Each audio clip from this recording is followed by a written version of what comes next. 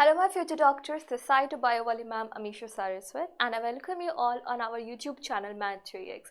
तो बच्चों आज हम स्टार्ट करने जा रहे हैं बायोलॉजी का सबसे important topic that is cell, जिसके बिना हमारी एग्जिस्टेंस इमेजिन नहीं की जा सकती।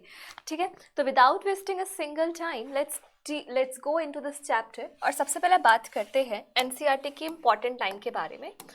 देखो दो चीज़ें हैं, एक तरफ मैं तुम्हारे सामने लिख रही हूँ अमीबा और एक तरफ मैं लिख रही हूँ लिवर सेल। ठीक है, लिवर सेल भी एक सिंगल सेल है, अमीबा भी एक सिंगल सेल है, बट क्या है वो बातें जिसकी वजह से हम लिवर सेल को एक इंडिपेंडेंट यूनिसेलुलर ऑर्गेनिज्म नहीं बोल पा रहे। तो बेसिकली एनसीईआरटी बोल रही है कि every unicellular cell is not a unicellular organism, क्योंकि अगर किसी को ऑर्गेनिज्म का नाम देना है तो कुछ बातों का ज़रूर ध्यान रखना चाहिए। एक तो वो सारे फंक्शंस खुद से कर सके और दूसरा उसकी इंडिपेंडेंट एग्जिस्टेंस हो। लिवर सेल अपने सारे फंक्शंस नहीं कर सकता, ना ही इंडिपेंडेंटली एग्जिस्ट कर सकता। अगर अमीबा की बात करें तो अमीबा के पास इंडिपेंडेंट एग्जिस्टेंस है। So what does NCERT wants to convey? It wants to say that for a unicellular cell to be called as unicellular organism, it must have independent existence, independent existence होनी चाहिए, and must perform all its functions, साथ साथ अपने सारे functions उसको करते हुए आने चाहिए। इसी वजह से अमीबा यूनिसेलुलर ऑर्गेनिज्म है लेकिन लिवर यूनिसेलुलर ऑर्गेनिज्म नहीं है। ठीक है, चलो आगे बढ़ते हैं, बात करते हैं कुछ इंपॉर्टेंट डिस्कवरीज की।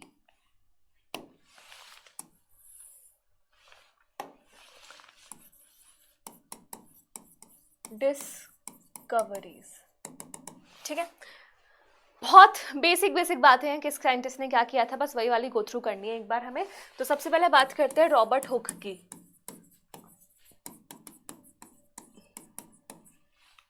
फिर आए थे हमारे एंटन वॉन ल्यूवेनहुक। एंटन वॉन ल्यूवेनहुक के बाद हमारे पास नाम है रॉबर्ट ब्राउन का।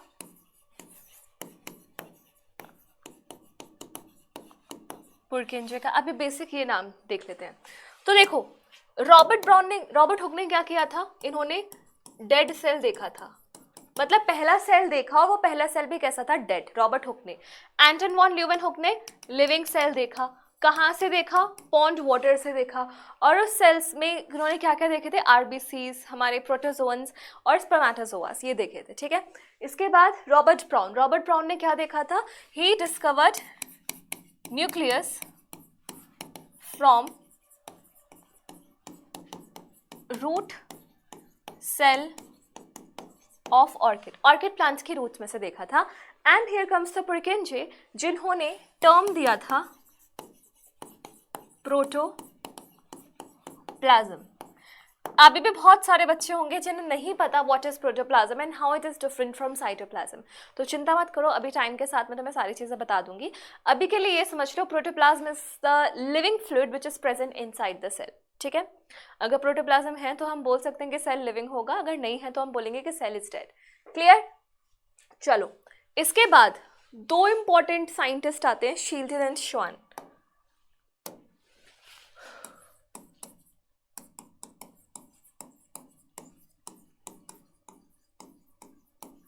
इसमें से जो शील्डन था, ही वॉज अ बॉटनिस्ट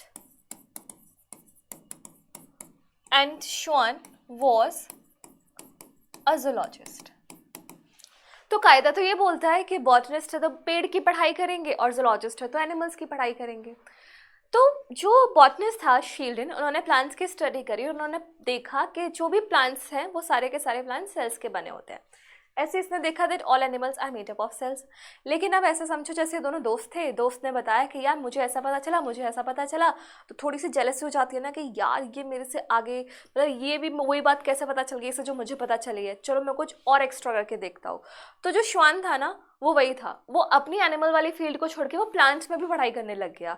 तो प्लांट्स के पास सेल वॉल होती है, मतलब एक ऐसा स्ट्रक्चर होता है जो सेल मेम्ब्रेन उसमें नहीं होता, एनिमल्स में नहीं होता, ये श्वान ने बताया था। ठीक है, तो शील्टन ने क्या बताया? शील्टन ने बताया all plants are made of cell and cell products, cells या सेल के प्रोडक्ट्स के बने होते हैं। एंड श्वान ने क्या बताया? All animals are made of cell and cell products. बात अभी यहीं पर ही खत्म नहीं हुई थी, बात अभी आगे भी थी। इसने ये भी बोला all cells have a membrane that acts as that limits their structure।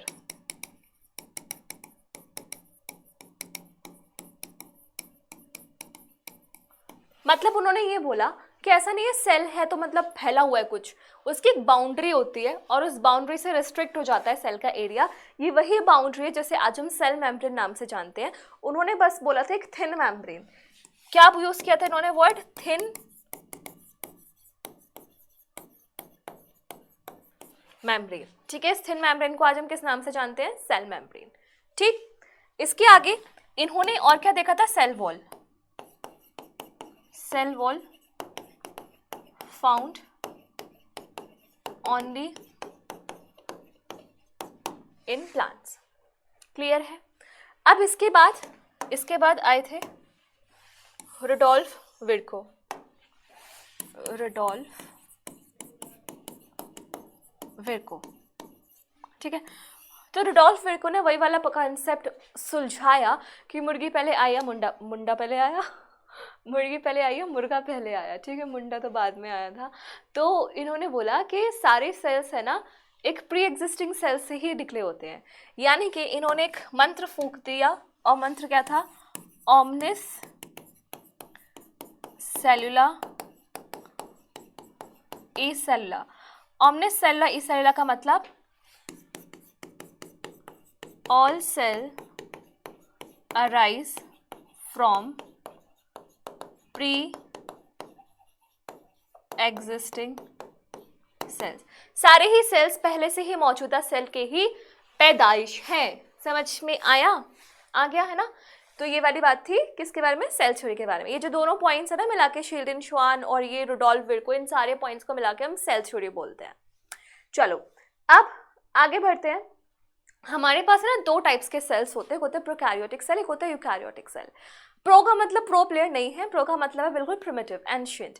And eukaryotic cell मतलब जो हमारे एडवांस्ड फॉर्म्स होती है। तो प्रोकैरियोटिक और यूकैरियोटिक, प्रोकैरियोटिक हमने पूरा उसमें पढ़ा था बायोलॉजिकल क्लासिफिकेशन में, है ना। यहाँ पे एनसीईआरटी में जो डिटेल्ड वर्जन दिया हुआ है सारे प्रोकैरियोटिक सेल का, वो वही है जो हमने बायोलॉजिकल क्लासिफिकेशन में बैक्टीरिया का पढ़ा था, because bacteria is a prokaryotic organism, है ना। तो उतना डिटेल में मैं तुम्हें नहीं बताऊंगी, तुम्हें अगर देखना है, जानना है तो बायोलॉजिकल क्लासिफिकेशन में बैक्टीरिया वाला पार्ट देख लो। ठीक है, हम यहाँ पर प्रोकैरियोट्स और यूकैरियोट्स का डिफरेंस पढ़ेंगे, उसके बाद यूकैरियोट्स को ही डिटेल में स्टडी करेंगे। So let's make a difference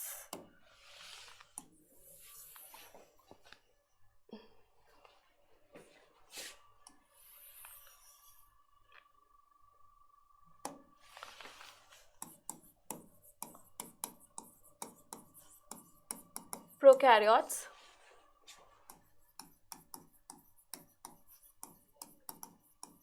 eukaryotes।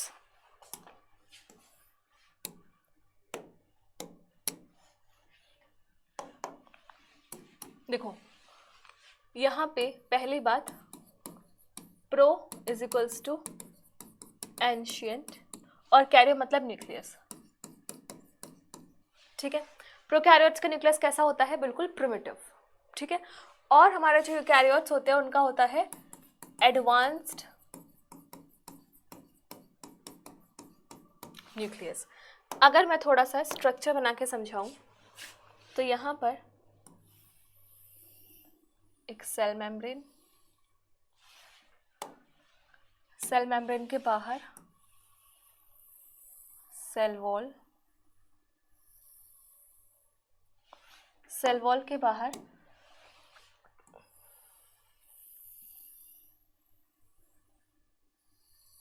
एक कोई भी कैप्सूल होगा, बिल्कुल बीचों बीच में प्रेजेंट होगा हमारा जेनेटिक मटेरियल डीएनए। इसके अलावा राइबोसोम,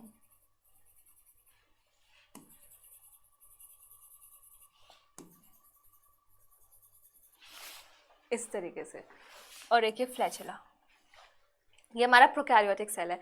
यूकैरियोटिक सेल तुम्हें पता ही है बहुत ही ज़्यादा वैसा होता है, जैसे अगर मैं एनिमल के बना के दिखा देती हूँ।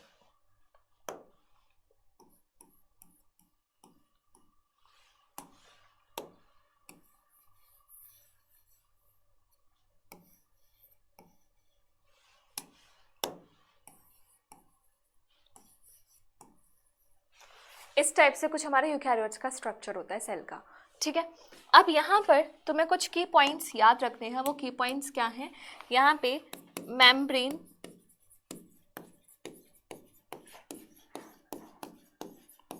बाउंड ऑर्गेनेलीज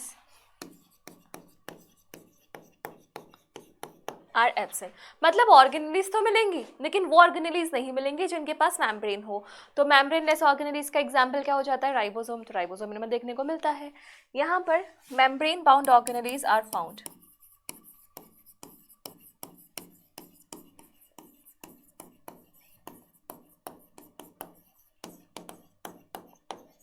ठीक है। इसके बाद DNA is closed, circular and lies freely in cytoplasm. DNA circular होता है, क्लोज्ड होता है और साइटोप्लाज्म में ही लाई करता है।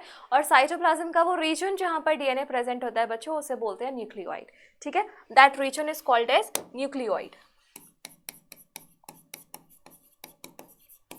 वहीं अगर मैं उल्टा करूं यूकैरियोट्स के साथ, तो यहाँ पे यूकैरियोट्स का डीएनए कैसा होता है?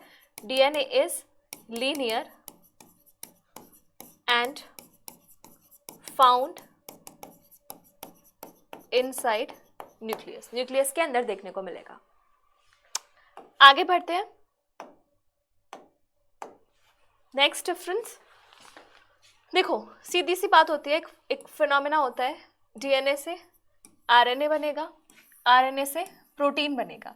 इस चीज को एक नाम दिया जाता है। ठीक है, ये वाला जो प्रोसेस है this is called as transcription, और ये वाला जो प्रोसेस है इसे हम नाम देते हैं ट्रांसलेशन।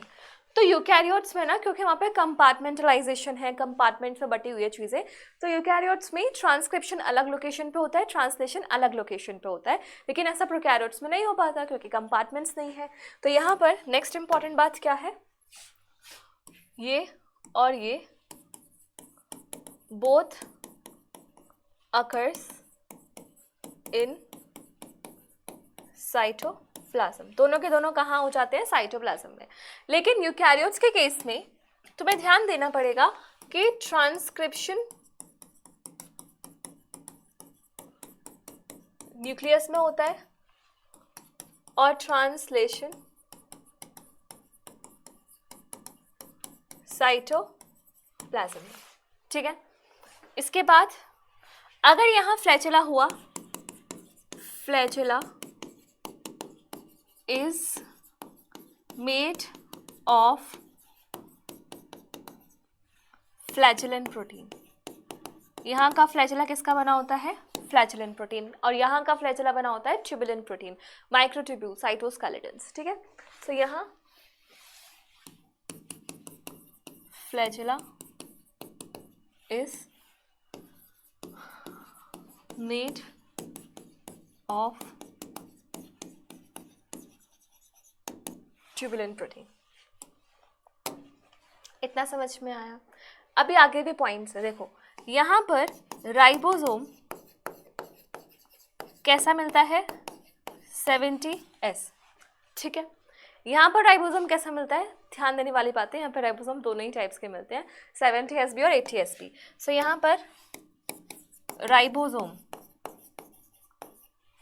कैसा मिलता है वैसे 80S, लेकिन 70S कहाँ देखने को मिलता है, क्लोरोप्लास्ट एंड माइटोकॉन्ड्रिया। क्यों मैम, क्यों ऐसा क्यों? तो देखो जैसे सास भी कभी बहू थी, ऐसे ही क्लोरोप्लास्ट और माइटोकॉन्ड्रिया भी कभी प्रोकैरियोट्स थे। ये बात तुम्हें बिल्कुल भी नहीं पता होगी। एक थ्योरी होती है एंडोसिम्बायोटिक थ्योरी, और उस थ्योरी के अकॉर्डिंग ये बोला गया है कि प्रोकैरियोट्स मतलब जो क्लोरोप्लास्ट एंड माइटोकॉन्ड्रियाज हैं, they used to be a prokaryotes. तो अगर वो प्रोकैरियोट्स हैं या थे तो उनके पास प्रोकैरियोट्स के फीचर्स होंगे। इन दोनों ही ऑर्गेनेलीज के पास 70S राइबोसोम होता है और क्लोज्ड सर्कुलर डीएनए होता है, just like a prokaryotic cell. I आप समझ में कुछ थोड़ा बहुत, है ना, आ गया होगा। फ्लैचेला का डिफरेंस देख लिया, ट्रांसलेशन ट्रांसक्रिप्शन देख लिया, सेल मेम्ब्रेन, सेल वॉल, ये सारी चीज़ें देख ली। सेल वॉल हमें पता ही है पेप्टाइड और ग्लाइकन की बनी होती है, और एक ऐसा ऑर्गेनिज्म है जिसमें सेल वॉल नहीं होती, that organism is your mycoplasma, ठीक है। थोड़ा सा एग्जाम्पल की बात कर लेते हैं। एग्जाम्पल्स, प्रोकैरियोट्स के एग्जाम्पल, माइकोप्लाज्मा जिसे हम पीपीएलओ भी बोलते हैं, archaebacteria, cyano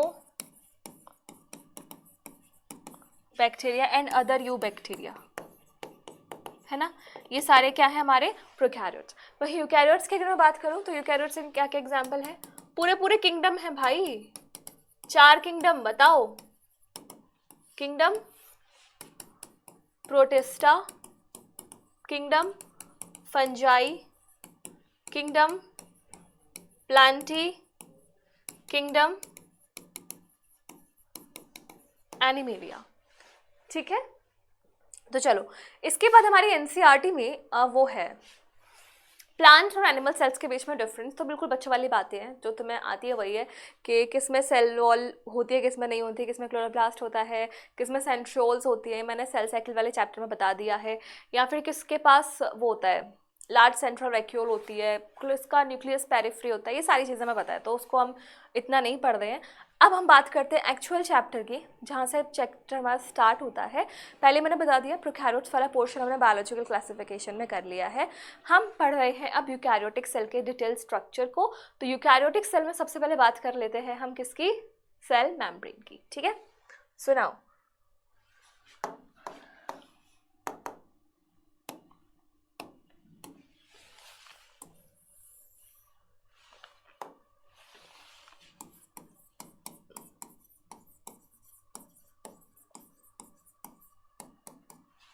cell membrane की बात करते हैं। देखो बहुत सारे साइंटिस्ट आए, बहुत सारे साइंटिस्ट ने मॉडल दिए थे सेल मेम्ब्रेन के बारे में, लेकिन फाइनली जो एक्सेप्ट किया गया था वो किया गया था सिंगर एंड निकोलसन का 1972 में फ्लूइड मोज़ाइक मॉडल, ठीक है।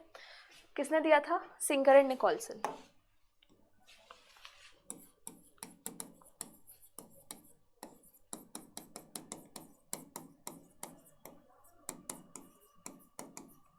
मॉडल का नाम फ्लूइड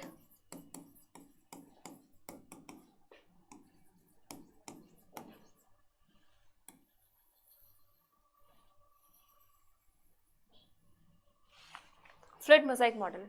इस मॉडल के अकॉर्डिंग हमारी जो मेम्ब्रेन है ना, वो एक सेमी फ्लूइड नेचर का स्ट्रक्चर होता है, जहाँ पे लिपिड्स का ऐसा समुद्र होता है और उसमें आइसबर्ग की तरह प्रोटीन फ्लोट कर रहे हैं।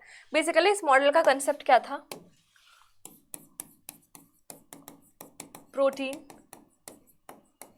Iceberg floating in the sea of lipids. अब इन्होंने ये काम किया तो किसी सेल के ऊपर काम किया होगा। इन्होंने चूज किया था हमारी बॉडी के आरबीसीज को, यानी कि एरिथ्रोसाइट्स को। रीजन बहुत सिंपल है, क्योंकि आरबीसी के अंदर कुछ होता ही नहीं है, एम्प्टी स्पेस, हीमोग्लोबिन होगा।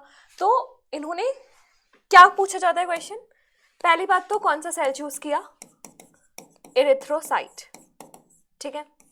इन्होंने बोला हमारी बॉडी की में हर सेल की जो सेल मेम्ब्रेन होती है वो दो कंपोनेंट्स की बनी होती है, लिपिड्स एंड प्रोटीन्स की।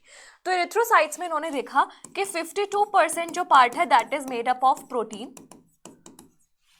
40% जो पार्ट है that is made up of lipid, ठीक है। अब यहां पर दो चीजें तुम्हें ध्यान देनी है, क्या क्या, अगर मैं ओवरऑल कंपोनेंट्स बताऊं, लिपिड्स, प्रोटीन्स, कार्बोहाइड्रेट्स, तीन चीजें होती है बेसिकली। उन्होंने तो दो बोली थी लेकिन तीसरी चीज भी होती है। क्या क्या है वो चीजें, देखो, एक तो हमारे लिपिड्स, फॉस्फोलिपिड्स, फॉस्फोलिपिड्स, इसके अलावा प्रोटीन्स, और प्रोटीन्स के अलावा कार्बोहाइड्रेट्स, ठीक है। मेजर कंपोनेंट्स क्या है, ये दोनों, कौन से दोनों, ये दोनों, फॉस्फोलिपिड्स एंड योर प्रोटीन्स। तो फॉस्फोलिपिड्स बच्चों का स्ट्रक्चर कुछ ऐसा होता है,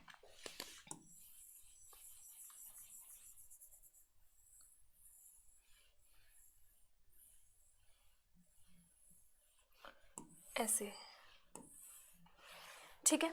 यहां पर वो एक ऊपर हेड है, नीचे टेल है, तो this is polar head and this is non polar tail, ठीक है। तो यहाँ पे जो नॉन पोलर टेल है इट इज हाइड्रोफोबिक, पानी से डर लगेगा क्योंकि लिपिड नेचर की है, और ये वाला पार्ट चार्ज्ड है तो दिस इज हाइड्रोफिलिक। ऐसे मॉलिक्यूल जिनमें सेम मॉलिक्यूल के अंदर हाइड्रोफोबिक हाइड्रोफिलिक दोनों ही पार्ट्स होते हैं, इन्हें हम बोलते हैं एम्फीपैथिक मॉलिक्यूल्स, ठीक है। क्या नाम देते हैं हम,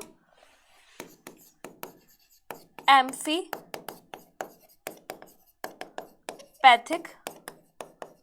molecules. So your phospholipids are basically amphipathic molecules having a hydrophobic tail and a hydrophilic head. Now let's move on to the proteins. तो proteins का बच्चों on the basis of ease of extraction, cell membrane में से इनको निकालने में कितनी आसानी हो रही है उसके बेसिस पे we have two types of proteins. First extrinsic protein जिनको हम पेरिफेरल प्रोटीन बोलते हैं, and second one is intrinsic protein जो अंदर वाले। ऑब्वियसली बात है कि एक्सट्रिंसिक को निकालने में मुश्किल नहीं होगी, इंट्रिंसिक को निकालने में मुश्किल होगी। और जो यहाँ पे कार्बोहाइड्रेट्स है, कार्बोहाइड्रेट्स दो टाइप की फॉर्म में प्रेजेंट है, या तो ग्लाइकोलिपिड्स या फिर ग्लाइकोप्रोटीन। जैसे ये लिपिड है, ये मान लो एक प्रोटीन है, अगर ये लिपिड से अटैच्ड है तो ग्लाइकोलिपिड, अगर ये प्रोटीन से अटैच्ड है तो ग्लाइकोप्रोटीन। समझ में आया? तो अब देखते हैं कि इन सारी चीज़ों का यूज़ करके हमारी मेम्ब्रेन कैसे अरेंज रहती है। देखो सीधी सी बात है, सेल के बाहर भी पानी होता है, सेल के अंदर भी पानी होता है। बाहर के पानी को हम बोलते हैं इंटरस्टिशियल फ्लूइड, अंदर के पानी को हम क्या बोलते हैं, प्रोटोप्लाज्म। प्रोटोप्लाज्म मतलब होता है बच्चों साइटोप्लाज्म प्लस न्यूक्लियोप्लाज्म। तो यानी कि पानी तो अंदर भी है, पानी तो बाहर भी है, water water everywhere, not a single drop to drink. यानी कि तुम्हें मेम्ब्रेन को ऐसे अरेंज करना है कि इनका जो हेड है, पोलर हेड है, वो पानी के कांटेक्ट में आए और जो टेल है वो पानी से दूर जाए, तो कुछ ऐसा स्ट्रक्चर बनता है।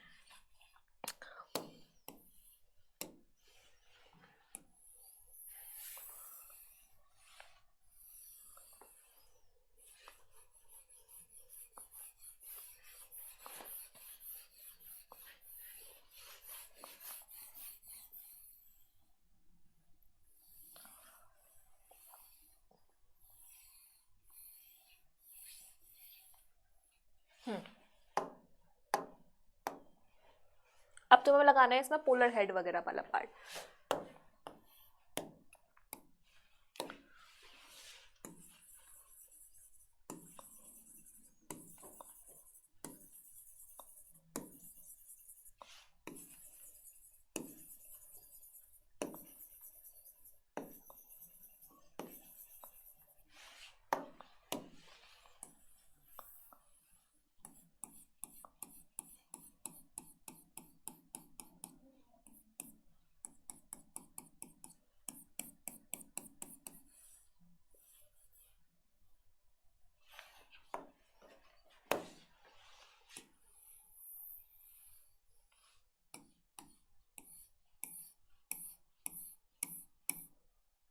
शिट,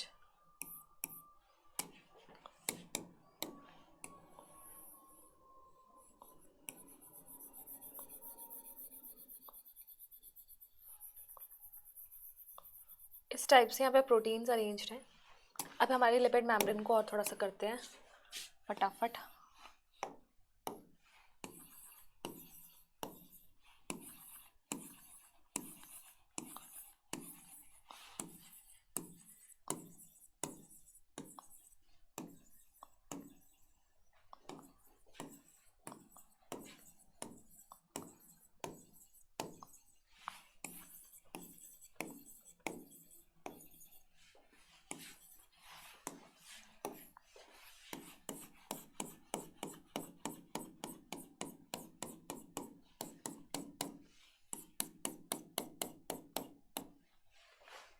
इस टाइप से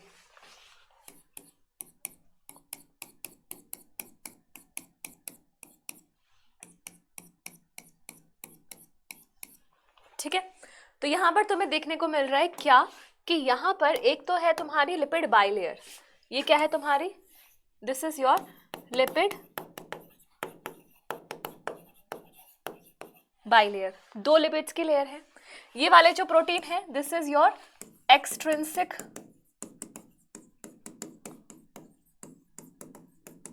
प्रोटीन, एक्सट्रिंसिक प्रोटीन। ये अंदर वाला जो प्रोटीन है this is your intrinsic protein, मतलब जो अंदरूनी है, जिन्हें निकालने में दिक्कत आएगी। ये वाला जो प्रोटीन है this is transmembrane protein, transmembrane protein. और हम ये मान सकते हैं कि transmembrane protein is a type of intrinsic protein, ठीक है। इसके अलावा तुम लिपिड्स के ऊपर कार्बोहाइड्रेट अटैच कर सकते हो, ठीक है, प्रोटीन के ऊपर अटैच कर सकते हो। इस तरीके से चीज़ें चलती रहती हैं, ठीक है, इस टाइप से। इसके अलावा बीच बीच में कुछ कोलेस्ट्रॉल मॉलिक्यूल्स होते हैं, यहाँ यहाँ यहाँ यहाँ,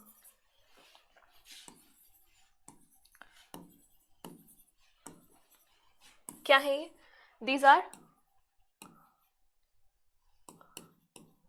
ये थोड़ा सा, दीज आर कोलेस्ट्रॉल। और कोलेस्ट्रॉल का काम होता है बच्चों फ्लूइडिटी को रेगुलेट करना, तो रेगुलेट्स फ्लूइडिटी, ठीक है। अब ये जो लिपिड्स होते हैं ना बच्चों, ये लिपिड्स फ्लिप फ्लॉप भी कर सकते हैं ऊपर नीचे वाली लेयर में, एंड ये जो प्रोटीन्स है वो लेटरल मूवमेंट भी कर सकते हैं। Everything is possible just because of the semi fluid nature of your lipids, ठीक है। लिपिड्स के नेचर की वजह से प्रोटीन्स का मूवमेंट हो सकता है, लिपिड का भी मूवमेंट हो सकता है, इस तरीके की सारी चीज़ें होती है। ये क्या है हमारे, दीज आर ग्लाइको लिपिड्स, और ये क्या है हमारे ग्लाइको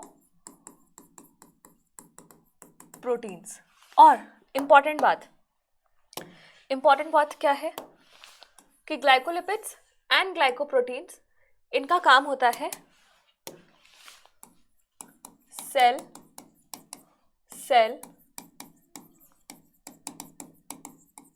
रिकॉग्निशन, सेल रिकॉग्निशन में हेल्प करते हैं, ठीक है। तो एक बार इस डायग्राम को देख लो, fluid nature semi fluid model of your cell membrane given by Singer and Nicolson, ठीक है। इस सेमी परमिएबिलिटी नेचर की वजह से मेम्ब्रेन के बहुत सारे फंक्शन हो जाते हैं, जैसे कि ग्रोथ में हेल्प करती है, exocytosis, endocytosis, cell recognition, intercellular communication, ये सारी चीज़ों में हेल्प करती है। इसके अलावा ट्रांसपोर्ट में भी हेल्प किया जाता है, ठीक है। फिर ट्रांसपोर्ट के वो टाइप्स होते हैं, passive diffusion, facilitated diffusion, active diffusion. बहुत सिंपल है, एक बार बता देती हूँ। पैसिव डिफ्यूजन में ऐसे सिंपली चीज़ें क्रॉस कर जाती हैं। फैसिलिटेटेड डिफ्यूजन में you need a carrier, transmembrane protein चाहिए होता है ट्रांसपोर्ट करने के लिए, और एक्टिव ट्रांसपोर्ट में भी you require a carrier protein, ठीक है। बस फर्क क्या हो जाता है, एक्टिव ट्रांसपोर्ट में अगेंस्ट द ग्रेडियंट होता है और बाकी दोनों मेथड्स में टुवर्ड्स द ग्रेडियंट होता है, ठीक है। तो हमने इसके एग्जांपल बहुत ह्यूमन फिजियोलॉजी में हमने इसको बहुत डिस्कस किया हुआ है ऑलरेडी। हमने सोडियम पोटेशियम पंप का देखा था, हमने ये भी देख चुके हैं कि एक्टिव ट्रांसपोर्ट में भी सिम्पोर्टर्स, एंटीपोर्टर्स का यूज हो सकता है, तो वो सारी चीज़ें हमने कर ली हैं। जस्ट अ क्विक रिविजन के ये पार्ट भी है, ठीक है। सेल मेम्ब्रेन के बाद let's move on to next part. Then next part is your cell wall. It is your cell अच्छी राइटिंग नहीं है इनको. It is your cell wall. ठीक है. अब सेल वॉल बहुत सारे ऑर्गेनिजम्स में, जैसे क्या क्या, बैक्टीरिया, ठीक है, फंगस, एल्गी, हायर प्लांट्स. देखो algae is also a plant basically, तो तुम्हें सबका पता होना चाहिए. बैक्टीरिया की किसकी बनी होती है? Peptidoglycan, murine. पेप्टाइडोग्लाइकन. फंगस की किसकी बनी होती है? काइटिन. एल्गी की किसकी बनी होती है? Galactans, mannans, calcium carbonate, cellulose. Cellulose तो कॉमन है क्योंकि भाई वो प्लांट है. ठीक है.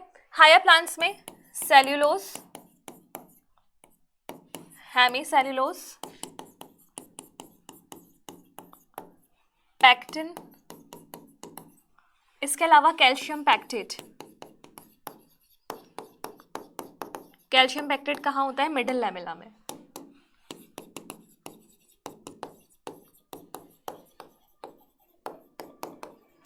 ठीक है. तो एक बार देख लेते हैं ये प्लांट्स की जो सेल वॉल होती है वो किस तरीके से अरेंज रहती है. Let's look at it. ये एक सेल,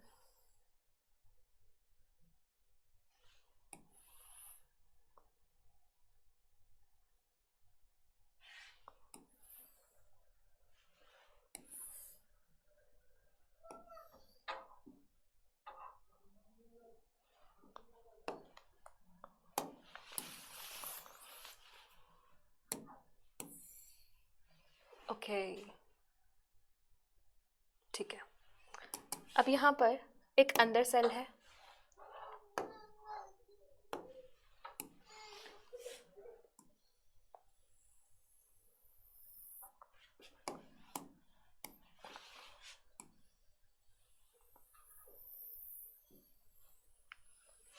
सेल मेम्ब्रेन एक इधर.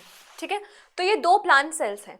अब इन दोनों प्लांट सेल्स को बीच में से कनेक्ट करने वाला एक स्ट्रक्चर होता है which is called as middle lamella. तो ये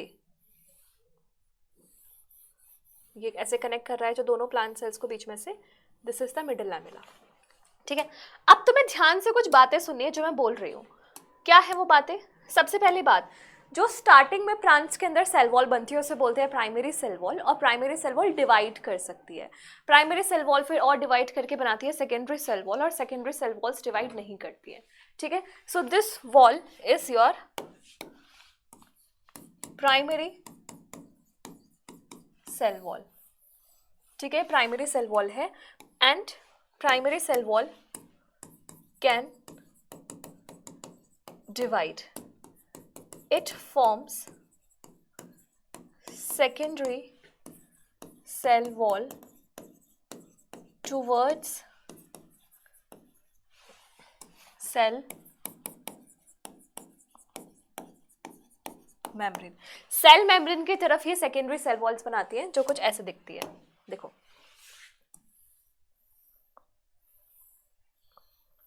ये सेकेंडरी सेल वॉल है. और सेकेंडरी सेल वॉल का नंबर बच्चों कितना भी हो सकता है. ये सारी सेकेंडरी सेल वॉल. ठीक है. लेकिन एक बार सेकेंडरी सेल वॉल बनी तो प्राइमरी सेल वॉल का कोई मतलब नहीं होता. प्राइमरी सेल वॉल चली जाती है, खत्म. ठीक है. What are these? These are the secondary cell wall. इस तरीके से. ठीक है. Then in the middle we have middle lamella.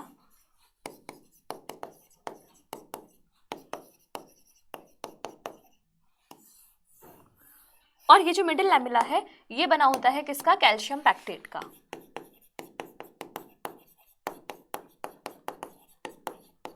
ठीक है. सेल वॉल पूरी की पूरी कैसे होती है? डेड होती है क्योंकि सेलुलोज की बनी होती है. अब क्या होता है, दोनों सेल्स को जोड़ता हुआ एक टनल जैसा स्ट्रक्चर जाता है कुछ ऐसे.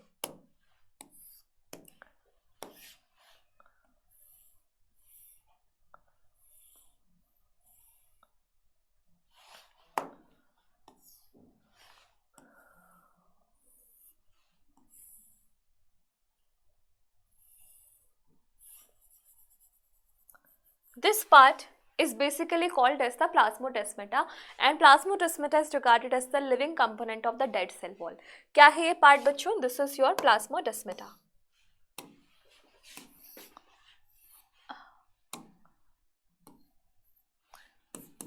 प्लाज्मोडेस्मेटा, ठीक है.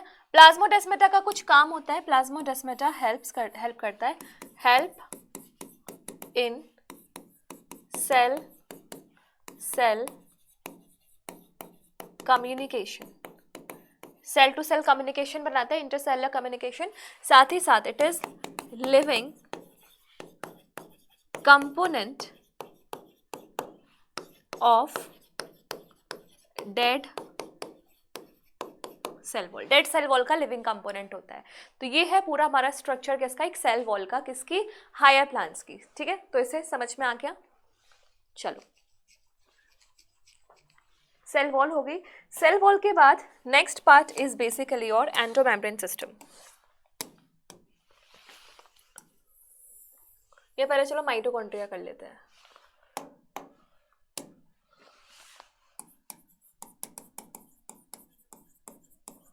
Mitochondria powerhouse of the cell because it generates energy in the form of ATP, currency, सब फालतू की बात है, तुम्हें पता है. माइटोकॉन्ड्रिया का जो नंबर है ना वो सेल टू सेल वेरी कर सकता है. इसकी शेप भी सेल टू सेल वेरी कर सकती है, डिपेंड करता है. जैसे स्पर्मेटोजोआज है, स्पर्मेटोजोआज में mitochondria is present in the form of a sheath.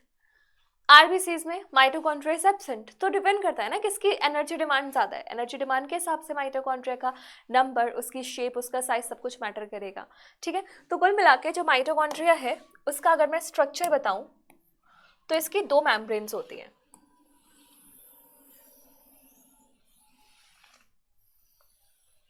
ठीक है,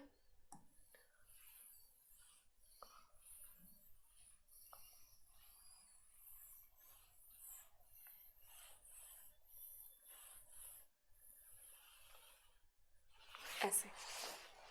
ठीक, यहां पर this one is the outer membrane, this one is the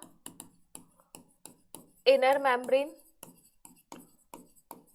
और ये क्या है, दोनों मेम्ब्रेन का बीच का space which is perimitochondrial space. Perimitochondrial space, mitochondria के बाहर वाला स्पेस. अब जो बाहर वाली मेम्ब्रेन है बच्चों, यहां पर पोरिन्स होते हैं. It has porins. पोरिन्स की वजह से यहां से चीजें आसानी से अंदर आ जाती है, लेकिन अंदर वाली मेम्ब्रेन में नहीं होते.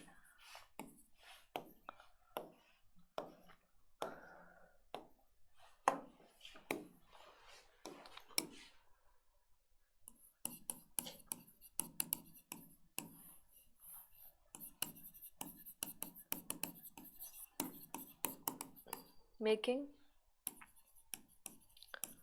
outer membrane more permeable. Outer membrane ज्यादा परमेबल होती है. ठीक है, अब ये जो अंदर वाली मेम्ब्रेन है, ये जो इन्वेचिनेशंस बना रही है, these are called as cristae. Cristae, ठीक है. एंड ये जो क्रिस्टे हैं बच्चों, ये इनर मेम्ब्रेन की ही इन्वेचिनेशंस होती है. इसके अंदर ये जो पूरा फ्लूइड मैट्रिक्स है,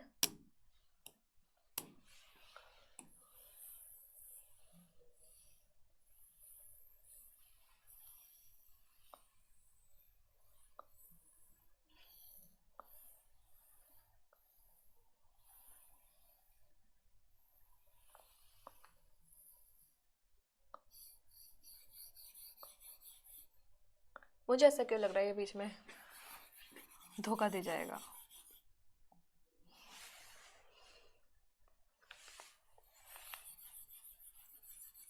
लेट्स ट्राई.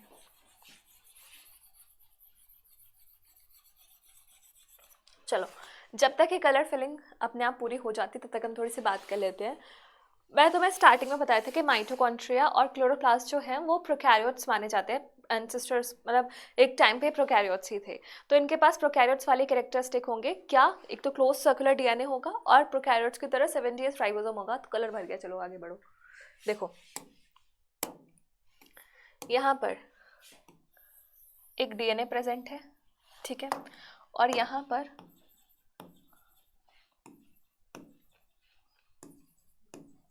ATS राइबोसोम्स भी प्रेजेंट है,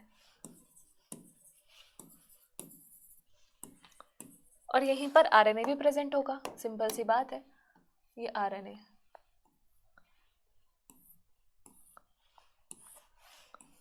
ठीक है, अब यहाँ पे जो क्रिस्टा है, इस क्रिस्टे में कुछ खास बातें होती है। इस क्रिस्टे के ऊपर प्रेजेंट रहते हैं लॉलीपॉप लाइक स्ट्रक्चर्स।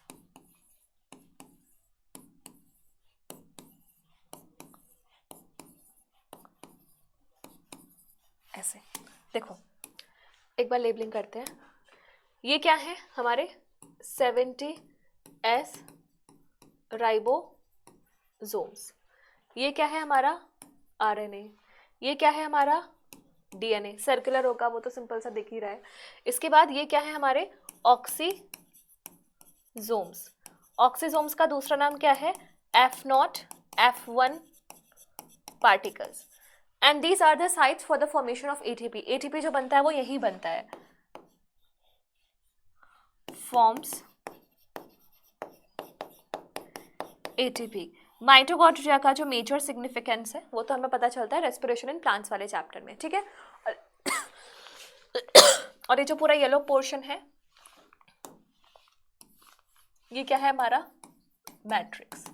मैट्रिक्स में क्या चलता है, मैट्रिक्स में चलती है हमारी Krebs cycle.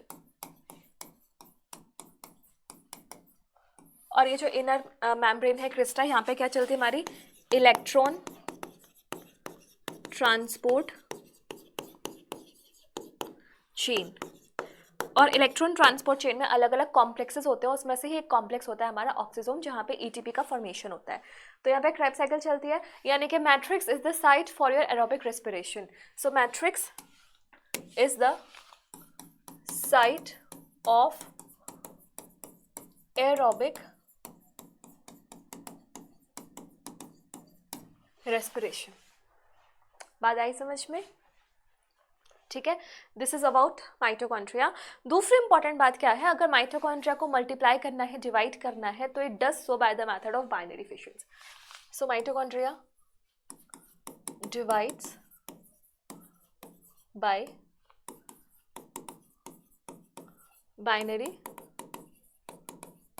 Fission. Binary fission method से डिवाइड करता है। आ गया, चलो आगे बढ़ते हैं। आगे नेक्स्ट बात करते हैं किसकी, एंडोमेम्ब्रेन सिस्टम की।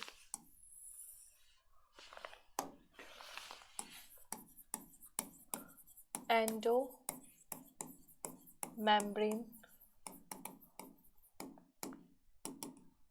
सिस्टम। एंडोमेम्ब्रेन सिस्टम बेसिकली एक ऐसा सिस्टम होता है जहाँ पर ऑलमोस्ट सबके जो जितने भी ऑर्गेनेलिज यहाँ पे इन्वॉल्व हैं, सबकी जो फंक्शनिंग है वो आपस में रेगुलेटेड है और एक दूसरे के ही मेम्ब्रेन के वो डेरिवेटिव्स होते हैं। यहाँ पर 4 ऑर्गेनेलिज आते हैं, कौन कौन, एक तो हमारा endoplasmic reticulum, Golgi body, vacuoles and your lysosome, ठीक है। तो यहाँ पे कुछ ऐसा होता है, जैसे मान लो ये हमारा न्यूक्लियर एनवेलप,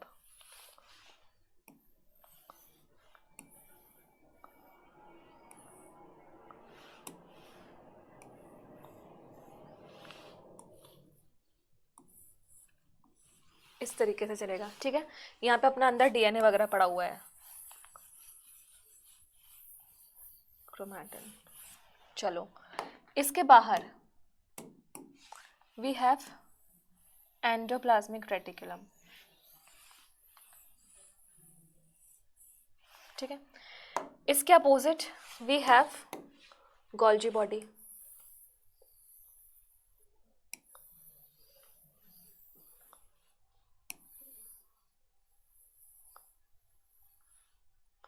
इस टाइप से।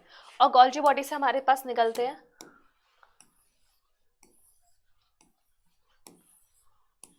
ये सब चीजें। तो प्रोसेस कुछ ऐसा चलता है, एंडोप्लाज्मिक रेटिकुलम से गोल्जी बॉडी, गोल्जी बॉडी से अलग अलग डायरेक्शन में,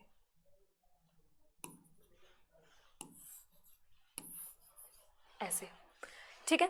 अब यहाँ ये जो वेसिकल्स निकल रही हैं, ये सारी वेसिकल्स हैं। दीज वेसिकल्स में ट्रांसफॉर्म देमसेल्फ इनटू वैक्यूल और into lysosome.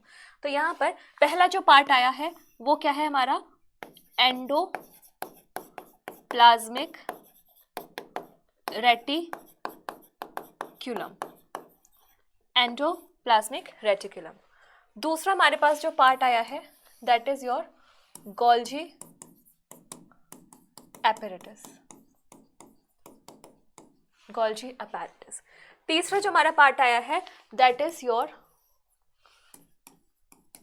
Vacuole and lysosome. तो कुल मिला के चारों ऑर्गेनेलीज को कहा जाता है एंडोमेम्ब्रेन सिस्टम बिकॉज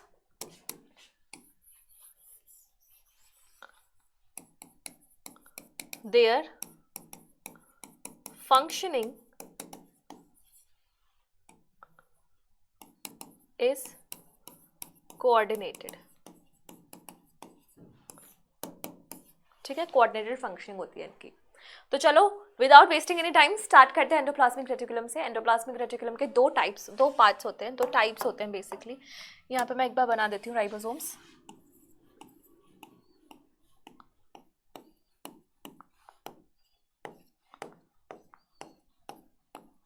जहां राइबोसोम्स अटैच्ड है वो आरईआर, जहां अटैच्ड नहीं है वो एसईआर। तो ये वाला पोर्शन आरईआर का हो जाएगा।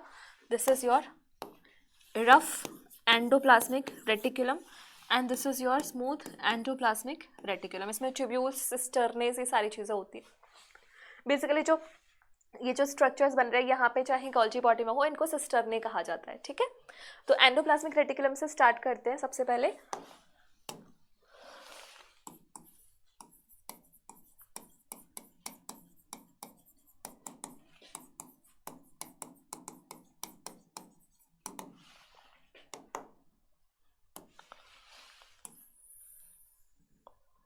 Endoplasmic reticulum. ठीक है, इसके दो टाइप्स होते हैं, रफ एंडोप्लाज्मिक रेटिकुलम और स्मूथ एंडोप्लाज्मिक रेटिकुलम। रफ वाला रफ क्यों है? बिकॉज इसके पास क्या है, ribosomes attached with 80S ribosomes through ribosomes और एंडोप्लाज्मिक रेटिकुलम की मेम्ब्रेन के बीच में जो प्रोटीन है अटैचमेंट कराने के लिए, that is called as ribophorin protein. ठीक है, राइबोफोरिन प्रोटीन। ठीक है, तो काम क्या हो जाएगा इसका, हेल्प्स इन प्रोटीन फॉर्मेशन में हेल्प करता है। क्लियर है? यहां पर कोई भी राइबोसोम अटैच नहीं है तो सिंपल सी बात है, प्रोटीन तो बनेगा ही नहीं। तो यहां पे क्या करते हैं, हेल्प्स इन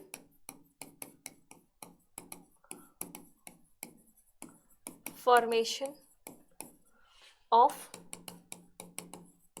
लिपिड्स। ज्यादा कुछ डिटेलिंग में नहीं है, थोड़ा बहुत ग्लाइकोजन भी बना लेते हैं और लिपिड्स बनाने में हेल्प करते हैं। जो नेक्स्ट पार्ट है, next part is your Golgi body.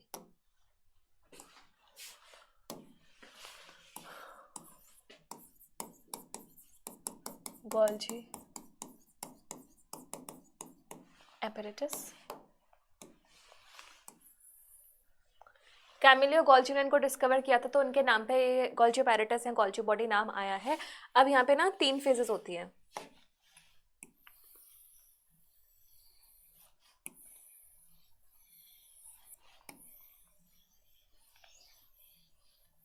ऐसे, ये होती है सिस, ये होती है ट्रांस। ठीक है, यहां से देखो, ये जो हमारी एंडोप्लाज्मिक रेटिकुलम है, एंडोप्लाज्मिक रेटिकुलम कुछ वेसिकल्स निकालती है, इसमें अपना प्रोटीन भरती है और फिर वेसिकल्स फ्यूज करते हैं किससे, गोल्जी बॉडी के अंदर। ठीक है, अब गोल्जी बॉडी से फ्यूज करने के बाद फिर ये अंदर जाएगा, फिर अंदर से यहाँ आएगा, फिर यहाँ आएगा, फिर ये भी क्या बन रहे हैं, वेसिकल्स। फाइनली इन वेसिकल्स में मैच्योर प्रोडक्ट होता है।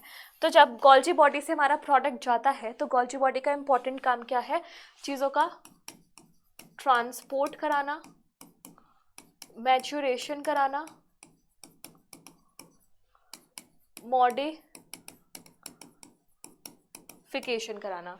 मॉडिफिकेशन, जैसे मान लो हमारा प्रोटीन है, इसके ऊपर कार्बोहाइड्रेट लगाना हुआ, लिपिड है तो उसके ऊपर कार्बोहाइड्रेट लगाना हुआ, तो मॉडिफिकेशन करके यहाँ पर ध्यान रखना site for formation of glycolipids and glycoproteins. Glycolipids and glycoproteins का फॉर्मेशन होता है हमारी गोल्जी बॉडी में। Moving forward, next we have vacuole. ठीक है, तो वैक्यूल तो बेसिकली हमारा स्टोर हाउस है, कुछ भी स्टोर करना हो, जैसे कि कुछ ऑर्गेस्टिक वेस्ट है या फिर कुछ काम की चीज़ें हैं, सारी की सारी चीज़ें वैक्यूल्स में स्टोर हो जाती हैं। वैक्यूल्स के बहुत सारे टाइप्स होते हैं, जैसे कि अपनी अमीबा में होती है कंट्रैक्टाइल वैक्यूल्स, इसके अलावा हमारे जो होता है पैरामीशियम, उसमें होते हैं फूड वैक्यूल्स, प्लांट्स के अंदर होती है सेप वैक्यूल्स, तो ये सारे इसके टाइप्स हैं। ठीक है, सो वैक्यूल्स की बात कर रहे थे हम। एग्जाम्पल है सैप वैक्यूल्स, किसमें? In plants. और क्या स्टोर करके रखती है? सैप।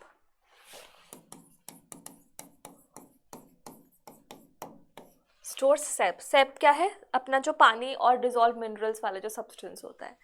इसके अलावा दूसरा example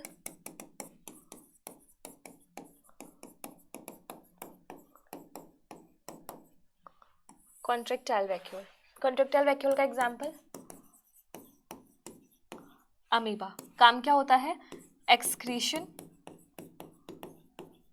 and osmo regulation. Excretion and osmo regulation दोनों कराती है। तीसरा एग्जाम्पल क्या है कॉन्ट्रैक्टाइल वैक्यूल के अलावा? Food vacuole. किस में मिलती है? पैरामीशियम।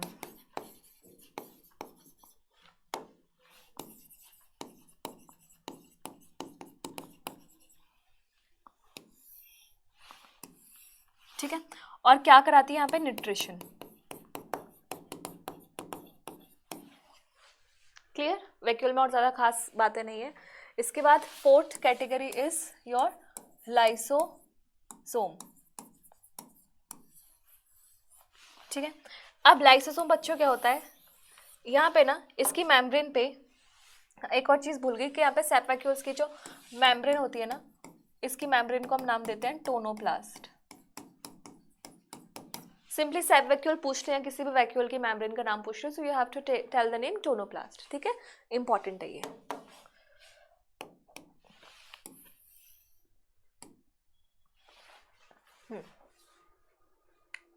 Moving on, lysosome. तो लाइसोसोम की जो मेम्ब्रेन होती है वहां पर प्रेजेंट होती है H positive ATP pump. We have H positive ATP pump. तो यहाँ से क्या होता है? जबरदस्ती साइटोप्लाज्म से अंदर H पॉजिटिव को भेजा जाता है, जबरदस्ती। पंप है तो एक्टिव डिफ्यूजन है। क्यों किया जाता है? ताकि अंदर का जो pH हो वो एसिडिक pH हो जाए। Contains hydrolytic enzymes that works at acidic pH। Acidic pH पे काम करें। अब उन एंजाइम्स के नाम भी सुन लो।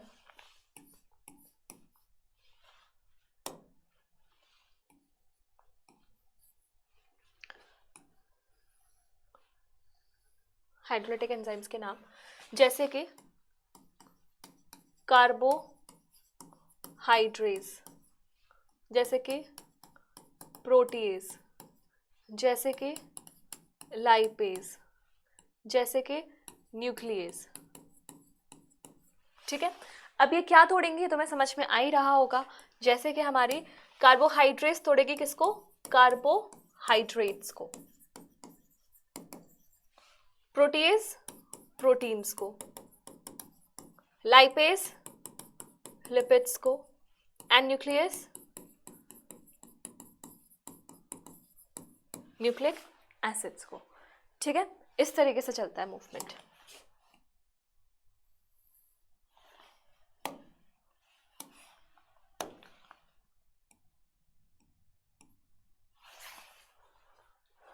This is lysosome. लाइसोसोम्स को अंदर का पीएच कैसा चाहिए होता है? एसिडिक, ताकि अपनी एंजाइम्स जो है वो काम कर सके।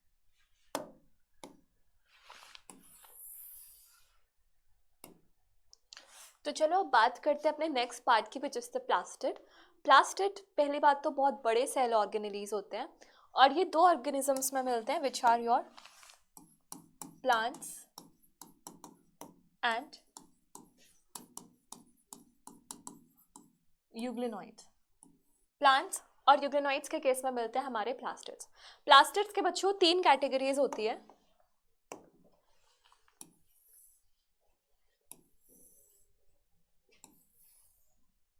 क्या है वो 3 categories? Chloroplast, chromoplast and the third category is your leucoplast. ठीक है, ये 3 कैटेगरीज होती है।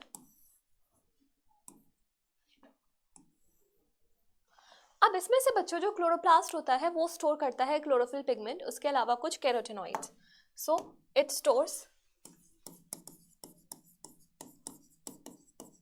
Chlorophyll and carotenoids. Chromoplast, chroma मतलब होता है कलर, तो ग्रीन कलर को छोड़ के कुछ और जो पिगमेंट्स होते हैं जैसे कि तुम्हारी पेटल्स का कलर, फ्रूट्स का कलर, ये सारे क्रोमोप्लास्ट की वजह से आते हैं। सो it stores fat soluble carotenoids. Example, carotene,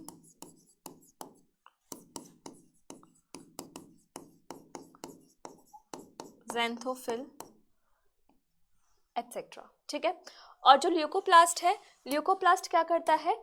it stores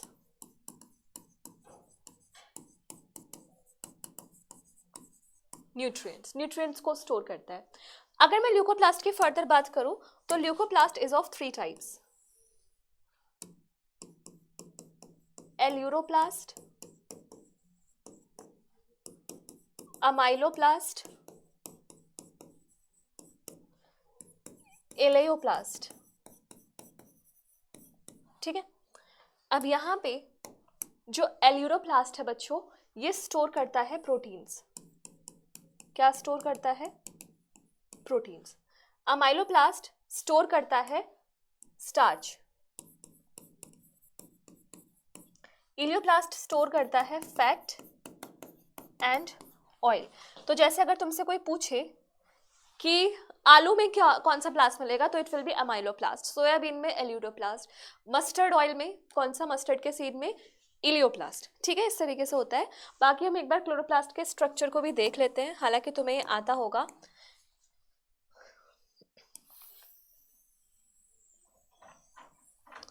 chloroplast like mitochondria have 2 membranes. एक होती है आउटर मेम्ब्रेन और एक होती है इनर मेम्ब्रेन। ठीक है, दोनों मेम्ब्रेन के बीच में यहाँ पे जो स्पेस होता है इसे हम बोलते हैं peri plastidial space, peri plastidial space. अब यहां अंदर सिक्के जैसे स्ट्रक्चर्स होते हैं।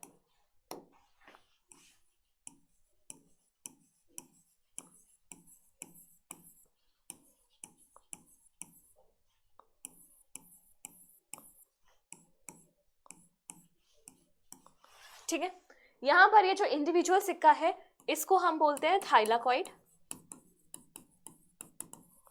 और ये जो सिक्के का पूरा ग्रुप है,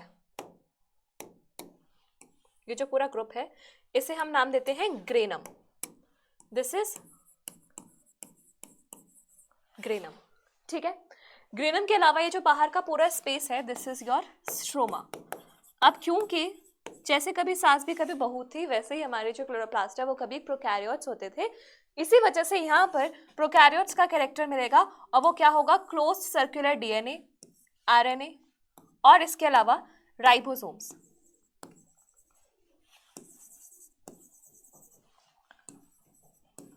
ठीक है, कौन से राइबोसोम्स होंगे, 70S राइबोसोम्स। सो यहाँ पर लिख देते हैं, ये क्या है, क्लोज सर्कुलर डीएनए और ये क्या है, 70S राइबोसोम्स। अब तुम्हें पता है कि क्लोरोप्लास्ट में क्या होती है, फोटोसिंथेसिस। तो फोटोसिंथेसिस के दो टाइप्स होते हैं, लाइट रिएक्शन और डार्क रिएक्शन। तो अगर तुमसे कोई पूछे कि वो चीज़ें कहाँ होती हैं, तो ध्यान देना कि जो थाइलाकॉइड है, थाइलाकॉइड में होती है हमारी लाइट रिएक्शन, थाइलाकॉइड में होती है लाइट रिएक्शन। और जो हमारी स्ट्रोमा है,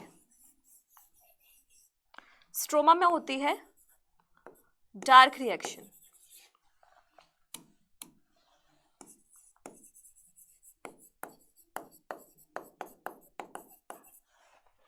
ठीक है, light reaction and dark reaction. So this is the diagram of your chloroplast. अब मजे की बात क्या है, अगर मैं क्लेमाइडोमोनास की बात करूं तो क्लेमाइडोमोनास में एक सेल में एक ही क्लोरोप्लास्ट होगा, वो भी कप शेप का। वही अगर मैं मेसोफिल सेल्स की बात करूं तो वहां पर क्लोरोप्लास्ट के नंबर ज्यादा होते हैं, 40 से 60 या कभी कभी 100 तक भी चले जाते हैं। ठीक है, तो ये है हमारा क्लोरोप्लास्ट। इसके बाद नेक्स्ट बात करते हैं राइबोसोम्स की। राइबोसोम्स पहली बात मेम्ब्रेन लेस ऑर्गेनेलीज होते हैं।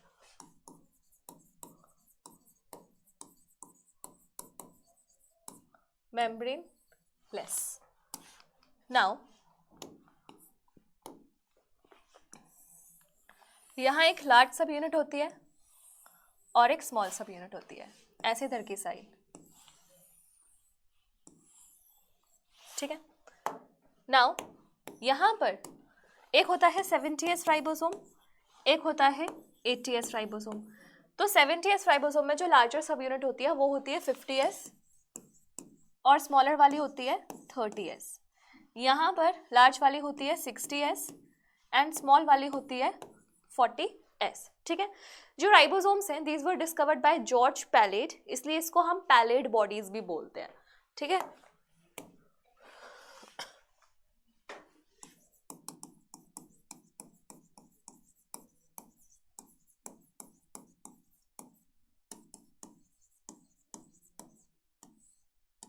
इसलिए इसको हम और क्या बोलते हैं, Palade bodies. This is larger subunit and this is smaller सब यूनिट।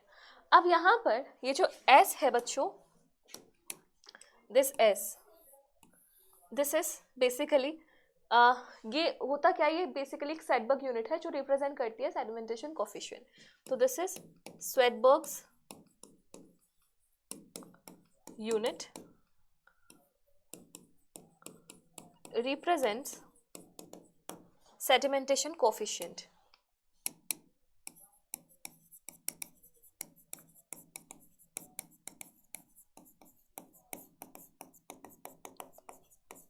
ठीक है, और ये जो सेडिमेंटेशन कोफिशिएंट है ये डिपेंड करता है दो चीजों पे, मास और डेंसिटी। ठीक है, तो sedimentation coefficient depends on mass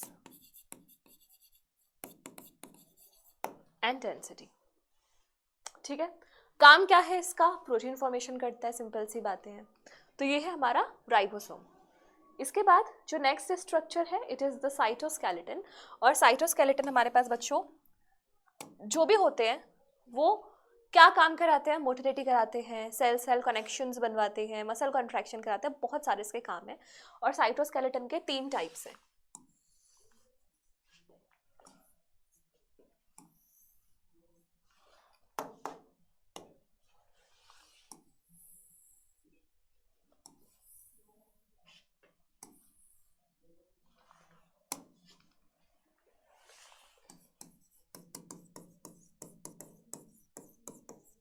microtubules,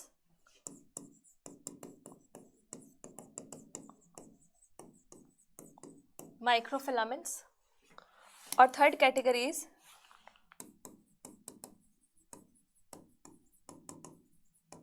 intermediate filaments. ठीक है, ये तीन कैटेगरीज हैं। जो माइक्रोट्यूब्यूल है ये बना होता है ट्यूबुलिन प्रोटीन का, मेड ऑफ ट्यूबुलिन प्रोटीन, और ये बनाता है डिफरेंट डिफरेंट पार्ट्स के सब कंपोनेंट्स, जैसे कि तुम्हारा स्पिंडल फाइबर होता है, सीलिया होता है, फ्लैचुला होता है, सेंट्रियोल्स होते हैं, वो सब माइक्रोट्यूब्यूल्स के बने होते हैं।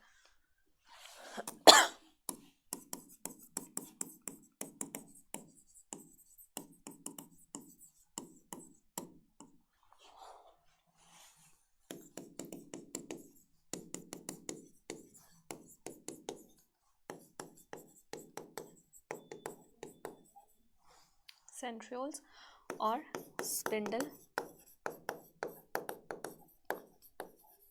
फाइबर्स। ठीक है, वही अगर मैं बात करूं माइक्रोफिलामेंट्स की, तो माइक्रोफिलामेंट्स में एग्जांपल जैसे कि एक्टिन, मायोसिन। फंक्शन क्या हो जाएगा? Muscle contraction.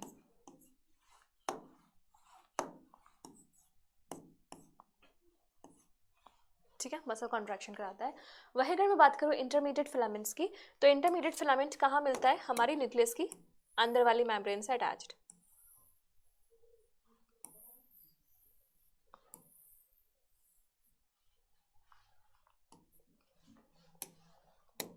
ऐसे।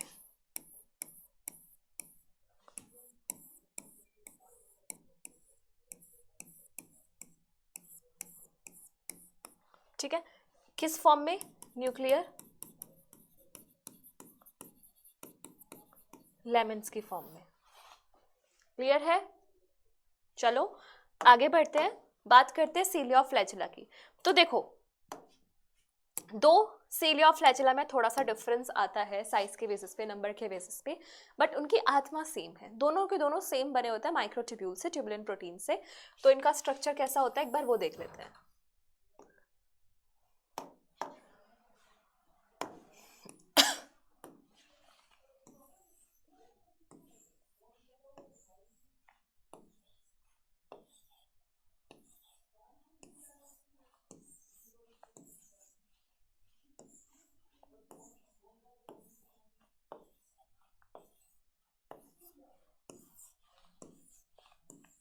इस टाइप से, फिर बीच में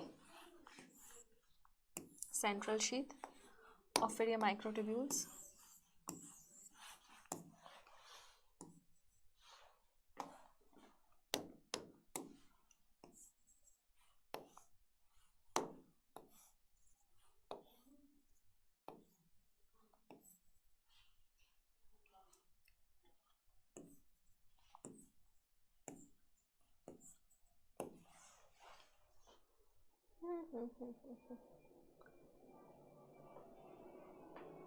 इसको उल्टा करना पड़ेगा, ये गलत बना है।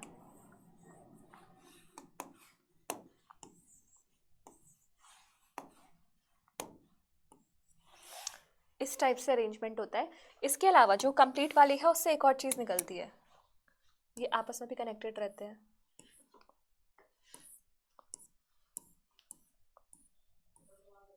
ठीक है, उसके अलावा यहाँ से निकलते हैं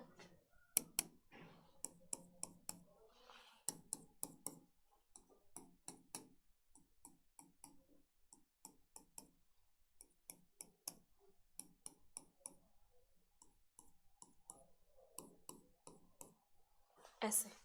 ठीक है, तो एक बार आप लेबलिंग कर लेते हैं। सबसे पहली बात, ये जो बाहर की तरफ मेम्ब्रेन है, this is the plasma membrane.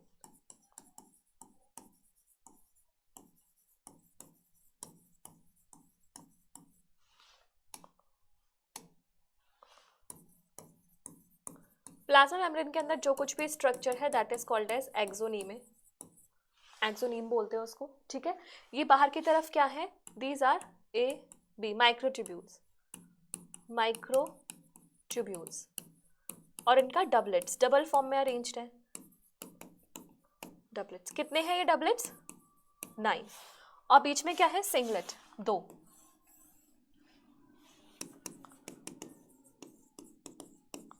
Microtubule singlet कितने हैं? 2। तो इस वजह से इसको टोटल अरेंजमेंट हम कहते हैं 9+2, क्योंकि 9 बाहर माइक्रोट्यूब्यूल डबल है, अंदर की तरफ 2 छोटे हैं। ये जो ग्रीन वाला स्ट्रक्चर है, this is the central sheath. ये क्या है? Radial spokes.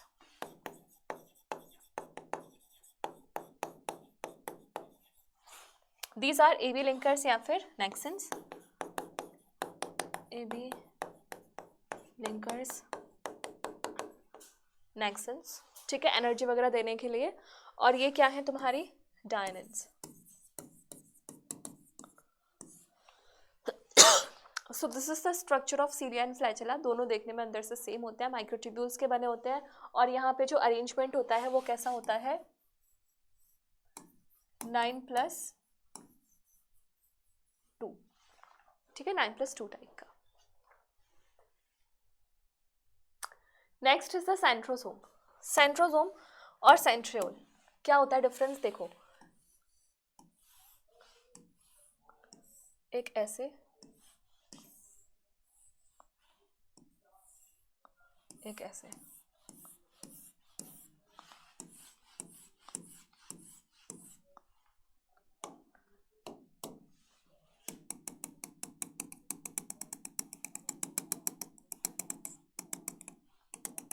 ठीक है, यहाँ पर ये जो 2 सेंट्रियोल्स हैं और सेंट्रियोल्स के बाहर क्या है? Amorphous material, amorphous protein, pericentriolar space.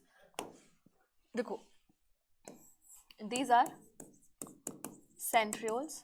और ध्यान देना कि ये दोनों स्ट्रक्चर भी क्या है? मेम्ब्रेनलेस।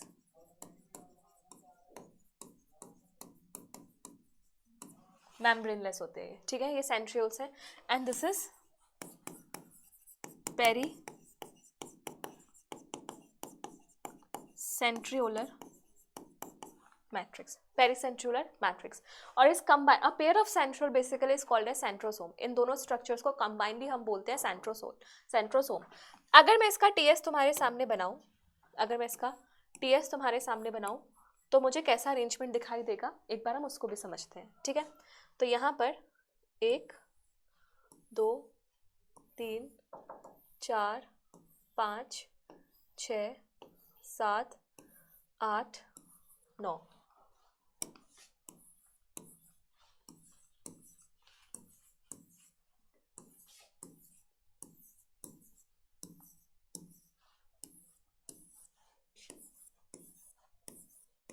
इस तरीके से होता है। इसको आपस में ज्वाइन भी किया जाता है, लाइक दिस।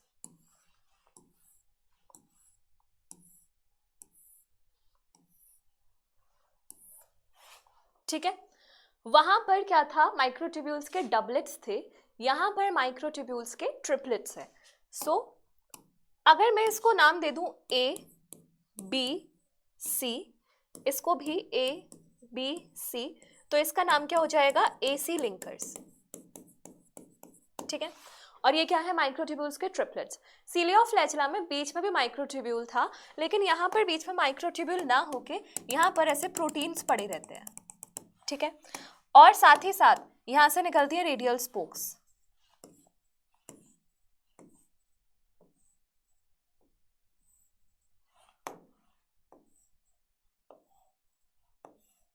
ऐसे, okay. This is called as central proteinaceous hub. This is central proteinaceous hub. तो यहां पर 9+2 तो होने से रहा अरेंजमेंट, यहां अरेंजमेंट क्या हो जाएगा? 9+0। Why 0? Because in center we do not have any microtubule, we just have the proteinaceous hub. Clear है? आगे बढ़ते हैं, बात करते हैं न्यूक्लियस की। देखो, ऐसा जरूरी नहीं है कि हमारी बॉडी के सारे सेल्स के पास न्यूक्लियस होगा।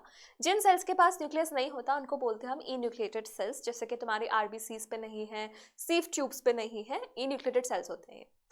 अब न्यूक्लियस की अगर मुझे स्टडी करनी है तो न्यूक्लियस को मैं अच्छे से पढ़ सकती हूँ अगर मैं इंटरफेस का न्यूक्लियस देखूँ।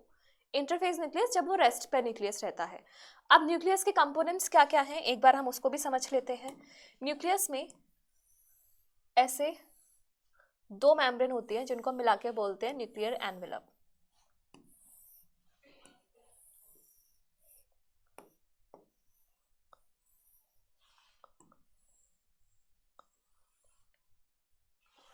इस तरीके से, ठीक है।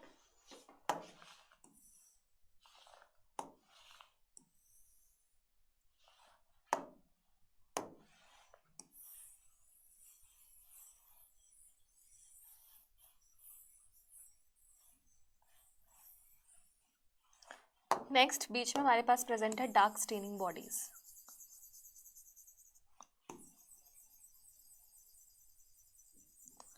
तो अब क्या क्या कंपोनेंट्स हैं न्यूक्लियस के, इसे समझो। सबसे पहले ये जो पूरा स्ट्रक्चर है न्यूक्लियर एनवेलप है, आउटर मेम्ब्रेन, इनर मेम्ब्रेन, और जैसे यहाँ पे बीच का जो स्पेस है दोनों मेम्ब्रेन का, उसे हम बोलेंगे पेरी न्यूक्लियर स्पेस।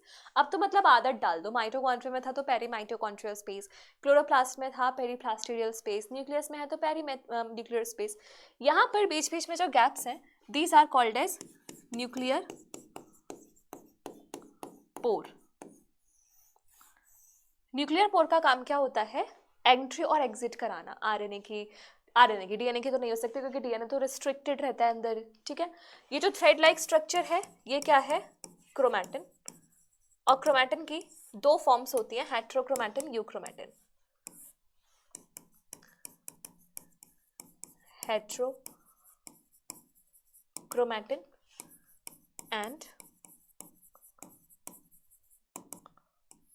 यूक्रोमैटिन। जो हेट्रोक्रोमैटिन है वो ऐसे टाइटली पैक्ड रहता है इस टाइप से, और जो यूक्रोमैटिन है वो ऐसे लूजली पैक्ड रहता है, ठीक है। इसके बाद ये जो डार्क स्टेनिंग बॉडी है, this is nucleolus, and nucleolus is also membrane less. Nucleolus का काम होता है आरआरएनए बनाना, फॉर्म्स आरआरएनए, यानी कि ribosomal RNA, because ribosomal RNA is a part of ribosomes. Ribosomes बना होता है आरआरएनए और प्रोटीन से, तो ये वो वाला पार्ट बनाता है। इसके बाद ये जो मैट्रिक्स है, this is called as nucleoplasm. और न्यूक्लियोप्लाज्म में क्या क्या प्रेजेंट होता है? It contains enzymes, ions, minerals etcetera, ठीक है। These are the core components of your nucleus. लेकिन बात अभी यहाँ पे नहीं रुकती है। ये जो हमारा क्रोमैटिन है कि अपने आप को और ज़्यादा कंडेंस कर करके क्रोमोसोम की शेप भी एक्वायर कर सकता है। तो जैसे नेक्स्ट पेज पे एक बार पढ़ लेते हैं, क्रोमैटिन क्या बन चुका है अब? क्रोमोसोम।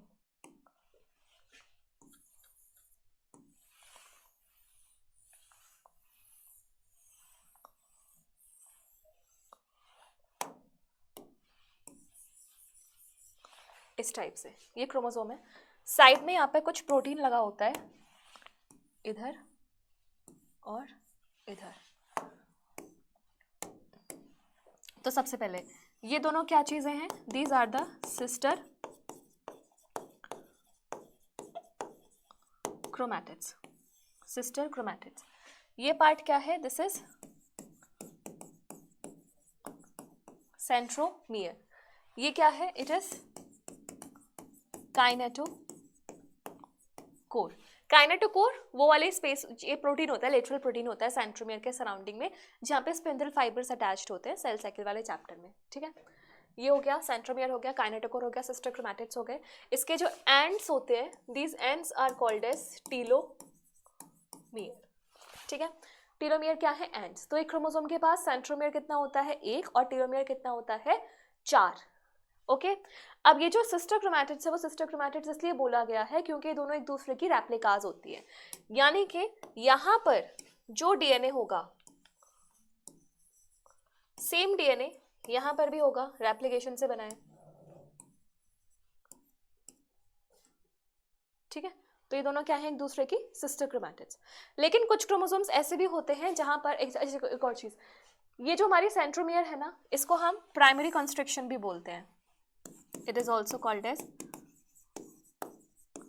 primary constriction. ठीक है। कुछ क्रोमोसोम्स ऐसे भी होते हैं जिनके पास सेकेंडरी कॉन्स्ट्रिक्शन होती है और वो कुछ ऐसे दिखते हैं, ये सेंट्रोमियर, ये ऐसे, ये ऐसे,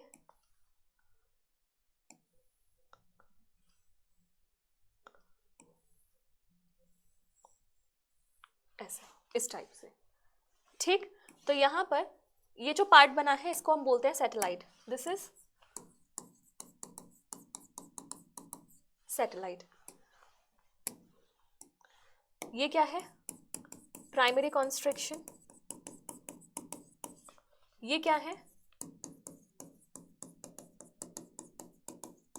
secondary constriction. Primary constriction, secondary constriction. और जिन क्रोमोसोम्स के पास ये सैटेलाइट होती है उन क्रोमोसोम्स को हम बोलते हैं सेट क्रोमोसोम्स। ठीक है, सेट क्रोमोसोम्स की फुल फॉर्म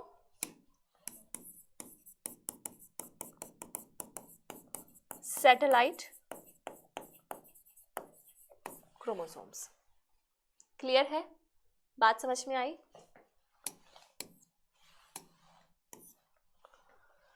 ओके, अब हमेशा सेंट्रोमियर बीच में ही हो ये बात जरूरी नहीं है, सेंट्रोमियर की पोजीशन चेंज हो सकती है। उसके बेसिस पे क्रोमोसोम्स के 4 शेप्स होती हैं, 4 टाइप्स होते हैं। तो यहाँ पे तुम्हें नेक्स्ट पढ़ना है shapes of chromosomes on the basis of location of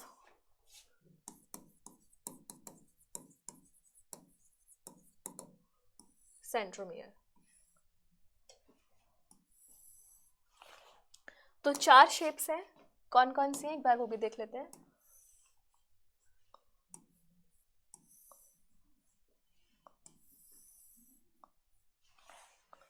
metacentric,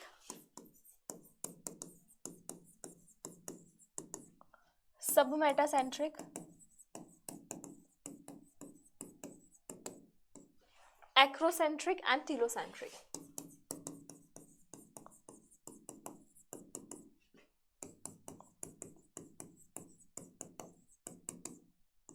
ठीक है, एक्रोसेंट्रिक, टीलोसेंट्रिक। मेटासेंट्रिक मतलब मिडल में, सब मेटा थोड़ा सा मिडल से अलग, एक्रोसेंट्रिक मतलब टूवर्ड्स द एंड, और telocentric mean centromere at the end. यानी कि मेटासेंट्रिक में एट मिडल, सब मेटासेंट्रिक में slightly away from middle, acrocentric में टूवर्ड्स एंड, और टीलोसेंट्रिक में एट एंड। तो जब ऐसा होगा तो बच्चों एनाफेज में जब क्रोमोसोम्स का सेपरेशन होता है ना, उस टाइम पे जो शेप्स है वो बहुत अच्छे से विजुअलाइज होती है। तो कैसा कुछ दिखेगा हमें वो समझते हैं। मेटासेंट्रिक में तुम्हें ऐसी शेप दिखाई देगी, वी शेप्ड। ठीक है, सब मेटासेंट्रिक में तुम्हें कैसा दिखाई देगा? ऐसे, एल शेप्ड।